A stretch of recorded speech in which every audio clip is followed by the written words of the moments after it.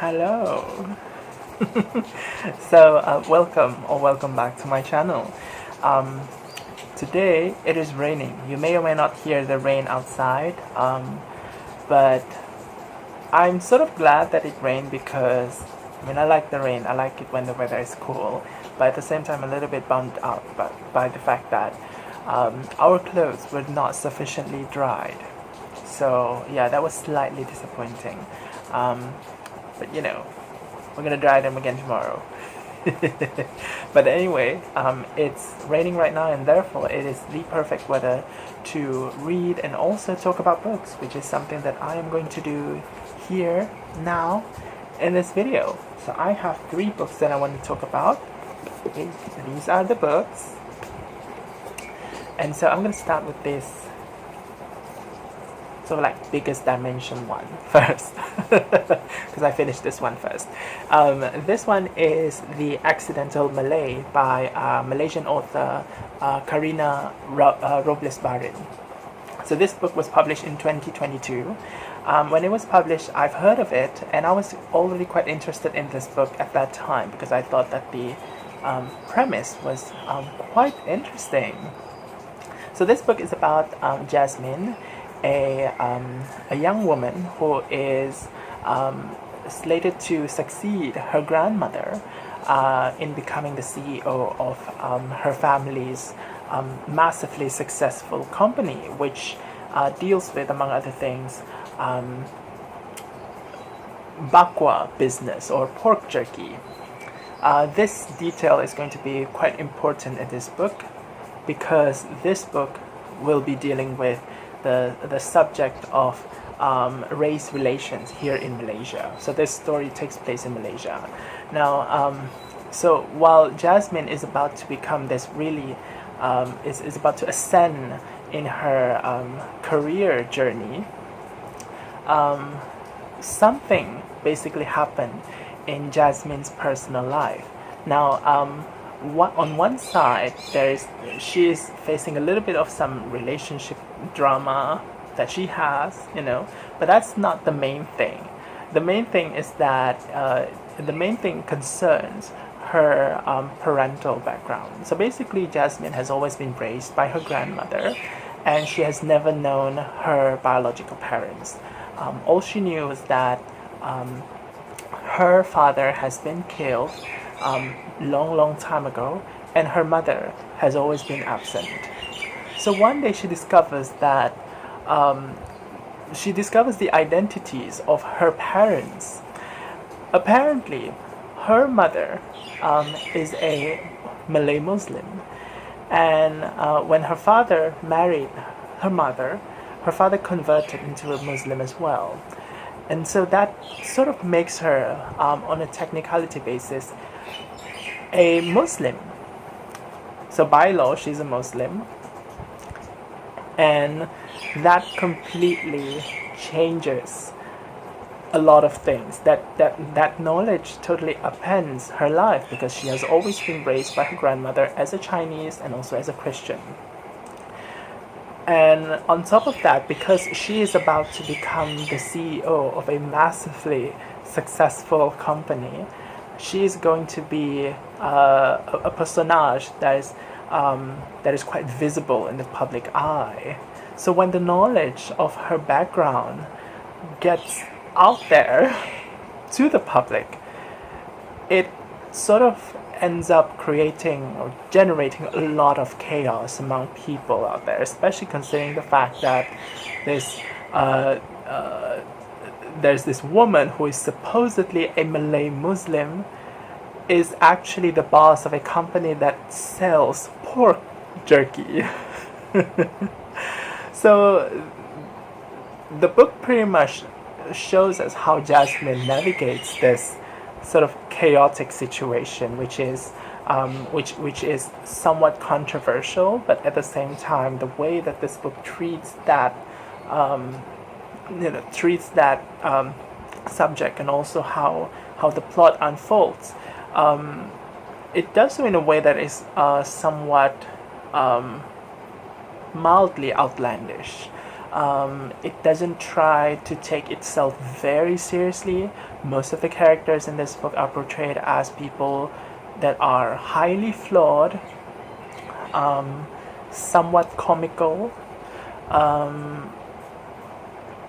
I would say it does not try to focus so much on showing a good representation of what such and such person should be, but rather it focuses more on the, I would say, the farcical side of human interaction, or the more ridiculous side of how humans basically respond to things such as identity, race, and religion. And at the same time, the way this book is written also resembles I would say, something that is very plot heavy, focusing more on the story itself. It is quite entertaining, I would say. The plot itself is quite fast paced, and it doesn't try to be a book that answers any question. So basically how I saw this book is that it raises the question of these topics, the societal topics that is currently happening here in Malaysian society, but it doesn't provide a clear-cut answer, which to me is a direction that really works with the narrative. And realistically speaking, I personally find it quite difficult to actually get an actual answer for whatever, for the subject matter that this book is trying to tackle anyway. But I just think that the way that this book juggles the entertainment or the entertainment aspect of this book versus the commentary aspect of this book, I feel it is quite balanced. So, if you are interested in reading more about Malaysian literature, I would definitely suggest this book, The Accidental Malay, especially if you are interested in something a bit more modern, something that is not so much historical, but something that actually takes place current times. Definitely try this one. I would consider this book to be a bit of a, I wouldn't say it is a strictly tragic book, but despite the humor that is peppered throughout the story, I think The Accidental Malay has this consistent tragic undertone to it. And honestly, I think the way that this book actually has those layers of different tones, I think is really well done. Anyway, moving on to the next one. Also a wonderful book, I would say. This is Braised Pork by An Yu, a Chinese author. So this book was published in, I think it was published in 2020. Yeah, it was published in 2020. Also a book that has something to do with some kind of pork food product. But yeah, anyway, this was a book that kind of surprised me because when I looked at the description of this book, apparently it starts with a woman, the main character named Jia. She's a Chinese woman living in China with her husband, but at the beginning of this book, she discovers that her husband has died in a bathtub, and she doesn't know why or how her husband died. And so this book sort of becomes a sort of gives us this mystery as to why her husband dies. And when her husband died, she's left with a sketch that her husband made, which is a strange sketch of a half man, half fish. It's a fish with a man's head, which is kind of strange for the readers and also for Jia. And because she does not know why or how the husband dies, she wants to sort of unravel this mystery. Now, as we read on, we also learn that her marriage has always been kind of passionless as well. It hasn't been a happy marriage.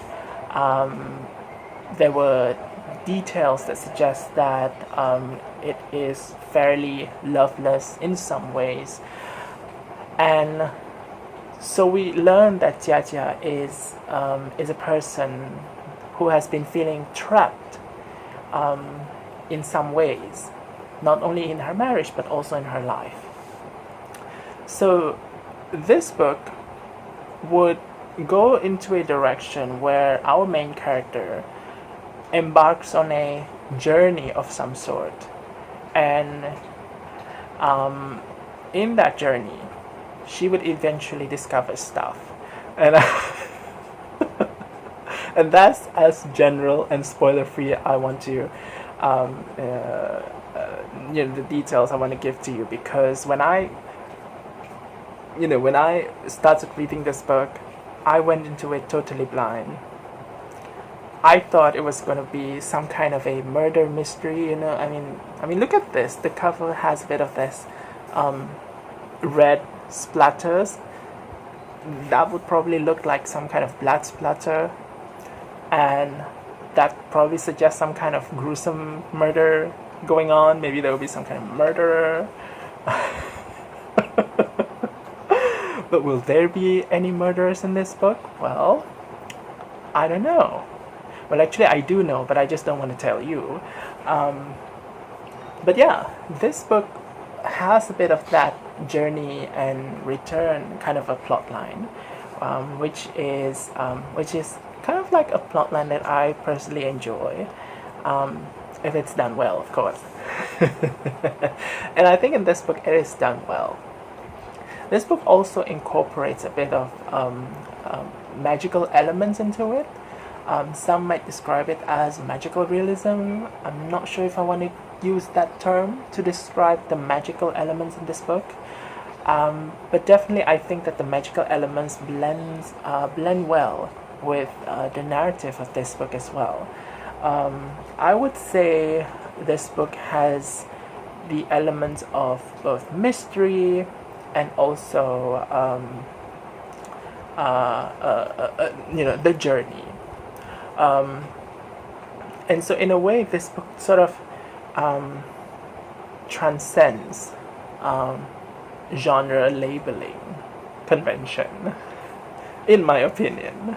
Okay, it's a bit dark. So yeah, in that sense, in terms of its tone, I think it is quite intriguing. In terms of the story, the surprises that I got from this book was something that made reading this book a pleasant experience. So another thing that I just want to note about the prose of this book is that it is sparse, and much of the prose is quite direct. Even the way metaphors and similes are used are very direct, as in this book uses a lot of words such as like, as if, things that really suggest, they're very obvious that there are similes, right? And I note, this is just something that I noticed. The writing in this book is not too flowery, or at least it's not as flowery as the writing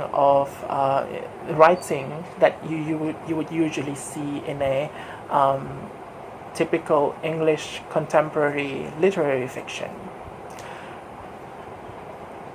And one comparison that immediately came to my mind at that time was that this book felt like it was translated from Chinese. And I wonder if that was how the book was written. Maybe it was at first conceived in Chinese mentally, and then when it was translated onto the paper, or when it was typed out, it was typed out in English. Because it felt the brand of directness and how straightforward the language is felt like I was reading a Chinese text. I'm not sure if you guys who have read this book agree with that or not. Let me know what you think.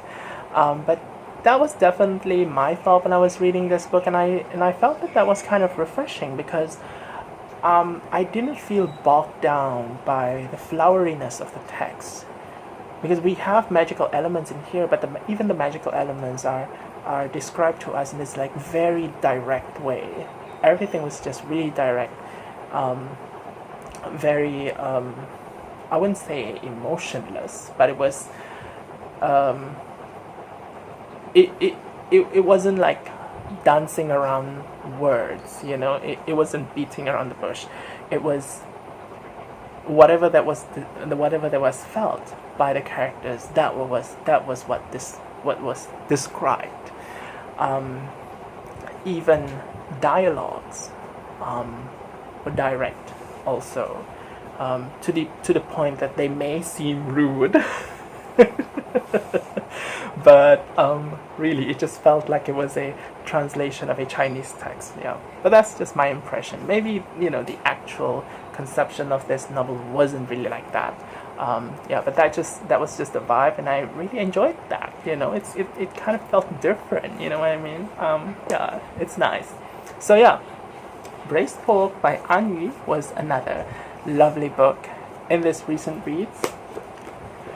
Now, the third book I want to talk about would be Invasion of the Body Snatchers by Jack Finney, which is considered as the classic science fiction novel. This book was published in 1954. I already knew a little bit about, you know, the whole body snatcher plot even before I read this book, because I mean this book has been turned into a movie, which, you know, not just one movie, but I think at least 2 movies, which I've not watched.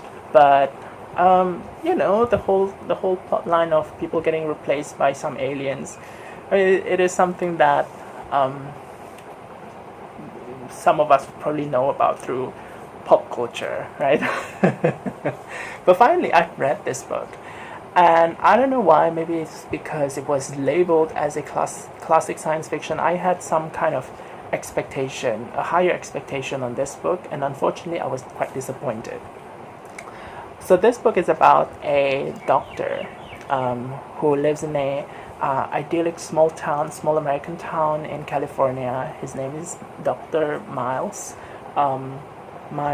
Bennell, and he, alongside with his love interest, his friend Becky Driscoll, they discover that the residents in this town that they live in is looking a bit weird, is feeling a bit weird, as if they're not who they are supposed to be. There's something a bit uncanny about these people that just sort of makes them seem different. Miles is, you know, he was initially skeptical about these changes, up until the time when he discovers that there was a certain hard, concrete evidence that these people are probably actually being replaced by something else. And as it turns out, well, it's not a spoiler, these people have in fact been replaced by some kind of sentient aliens. And so it becomes a novel in which, you know, we have the character, they are trying to investigate what's really going on, and eventually they try to combat whatever alien threat that is happening in this book, you know. Very straightforward plot. I have a few comments. Now, one of the main issues that I have with this book is the tone of the book. Now, we have a book in which the characters are facing this really ominous threat of aliens invading. And so probably, the tone that I would expect from a book like that would be something that is suspenseful.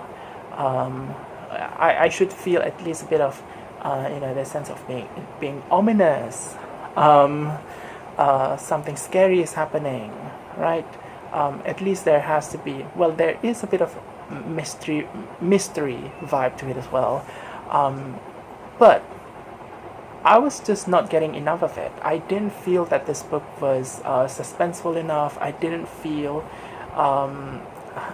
that the threat is really scary, even when the uncanniness is described to me as the reader. I didn't feel much. It wasn't emotionally. It didn't feel. I'm lost. It didn't affect me emotionally. It wasn't emotionally affecting. Yeah. So that was one of the problems that I had with this book. It just didn't feel enough. Now that's one thing. Another thing is that the tone itself is also kind of inconsistent, because there is another subplot in the book involving the romance between the main character Miles and his love interest Becky. Okay, so you have aliens, doing alien stuff, invasion stuff around you. Okay. And at the same time, you're trying to romance a woman. Okay. I'm not sure how a normal person would probably react to that. I think I would expect someone would prioritize the alien first, and then the romance would probably take a bit of a backseat priority. But apparently in this book, every time when the main character is starting to get into this romance subplot, the tone shifts dramatically. What is supposed to be tense or thrilling suddenly slows down and suddenly becomes this really weird. We get into this weird description of the main character, describing how lovely, how dainty his love interest is, which is a bit weird. And yeah, I forgot to tell you that this whole novel is narrated through the point of view of Miles, so we see first person narration here. So you get that you get two kinds of tones going on. Like, I would say 70% of this book is about the aliens, and 30% of this book will be about Miles and Becky. Now, the part in which Miles talk about Becky, talk about his relationship with Becky, talk about his attraction and all that, is also quite badly written. It felt very chauvinistic. Becky is always described as someone who is constantly scared. And Becky is always clinging to Miles. Becky is always embracing him. And Miles is always just like protecting her, because Becky is just, I don't know, she's just constantly scared in this book. Which makes me think Becky is just a very empty character. She's a very blank character. And I don't really understand why she is really needed in this book, other than to make Miles seem like a macho, sexy, attractive kind of a male character. Maybe to make Miles a cool character, I don't know. But I find that weird, because if you have aliens in your book, you can always make your characters cool by having them fight the aliens. You don't have to resort to make the female characters look like really bland cardboard cutout to make your character look good. Again, maybe this is not the motivation, but this was how it felt like. Becky seems to be there to make Miles look like this really heroic character, which really bothered me, because that also contributed to how the tone of this book was kind of inconsistent. It was just really weird. And it's kind of like a bit of that, kind of like the stories written by kids, sometimes when they're trying to write a horror story and then suddenly in the middle of the story they talk about their lunch, which is strange. It is inconsistent tone-wise. That was the problem I have with this book. And also the fact that the writing of the female character was just abysmal. Oh my gosh. Yeah. And the ending of this book was also kind of flimsy.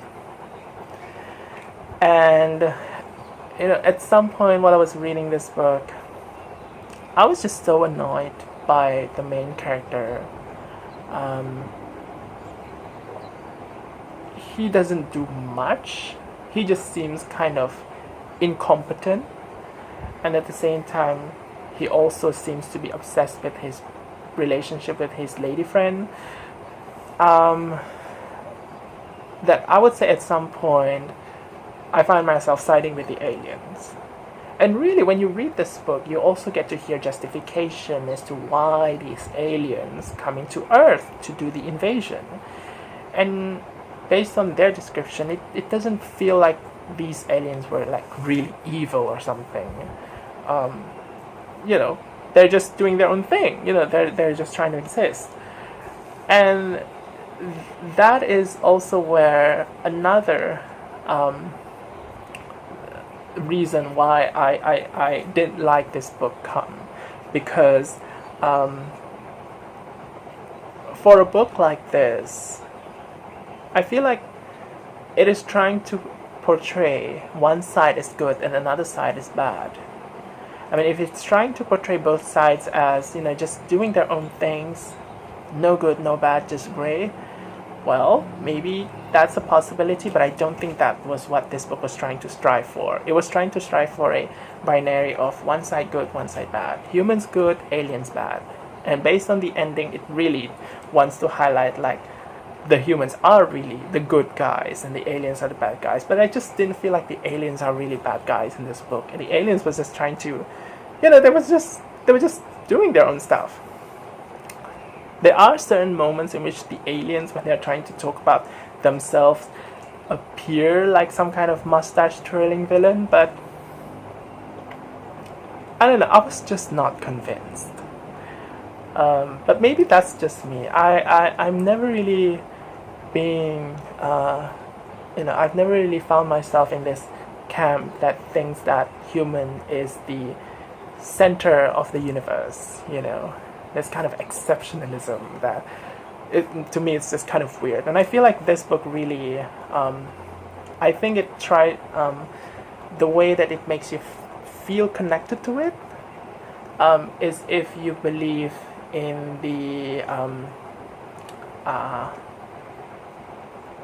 exceptionalism of humans, such that if humans are being threatened, it sort of, I would say, triggers a bit of that existential dread. I don't know. That was just my guess. But yeah, anyway, I was just not feeling this book. It was not it. I gave this book 1 out of 5 stars because, yeah, even the aliens part are not really thrilling to me. So, yeah. Anyway, those are all the 3 books that I want to talk about in this video. So what am I currently reading right now? I'm still reading Elif Batuman's The Idiot. I'm 25% into that book. I'm also currently reading Moo by Jane Smiley. I'm going really slow with this one because this book just feels really dense with so many characters. I don't know, at some point I feel like I want to DNF it, but at the same time I also feel like I want to keep going, and I still have that kind of fascination with how this story is going to evolve, how this novel is going to move forward. I am also currently reading this one by Sofi Oksanen. This is called Purge. This book was originally written in Finnish. It was translated into English by Lola Rogers, and this is a book that I'm reading for Women in Translation Month this August. And also, I started reading this one last night. This is Elle by Philippe Djian, and this book was originally written in not Chinese. It was originally written in French, translated into English by Michael Katims. So yeah, those are all of the books that I'm currently reading right now. I've just finished reading one book last night, which was the book that I forgot about last week, which is Frankenstein in Baghdad by Ahmed Saadawi. But I'll talk about this book in the next video. So that's all for this video. I hope you guys take care. Thanks for watching. If you have read any of these books that I've mentioned in this video, if you have any thoughts, leave it down in the comments below. So yeah, until then, take care. Bye.